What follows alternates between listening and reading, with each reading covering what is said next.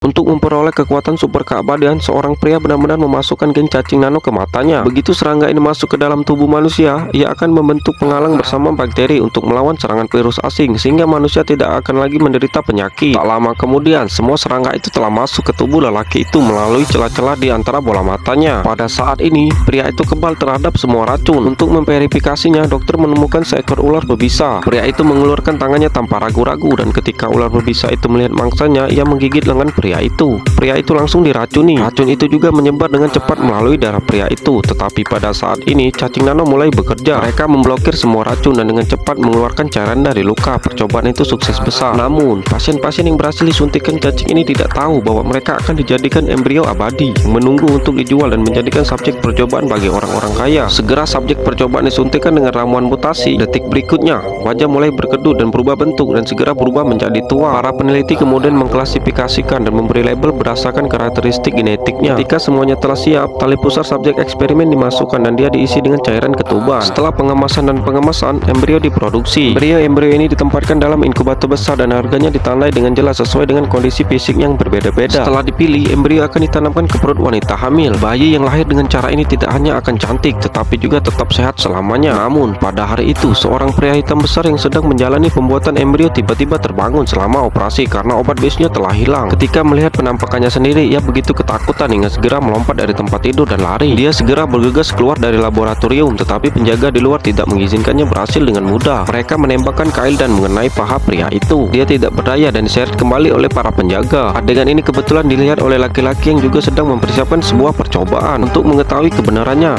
dia memasuki ruangan bawah tanah saat tidak ada seorang pun yang memperhatikan, tetapi secara tidak sengaja jatuh ke lorong rahasia. Di dalamnya, ia melihat sejumlah besar subjek eksperimen tersusun rapi, bahkan kesadaran mereka masih ada. Melihat pemandangan di depannya, lelaki langsung mengerti segalanya. Dia segera menarik saklar perangkat kontrol dan mencoba menyelesaikannya. Saat tekanan udara turun, peralatan itu perlahan berhenti. Namun pada saat itu, dia terkena anak panah. Dokter pun datang dan dia tidak ingin kerja kerasnya sia-sia. Melihat nyawanya dalam bahaya, lelaki itu menariknya ke bawah dengan rantai pada saat kritis dan mengambil kesempatan untuk melarikan diri. Pada saat ini, tekanan udara dalam peralatan melonjak dan ledakan terjadi di ruang kendali. Keduanya terlempar keluar oleh gelombang keju dan terjatuh di jembatan besi. Pada saat kritis, dokter itu tak mampu menahan dan meninggal. Pada titik ini, semua subjek eksperimen telah terlahir kembali.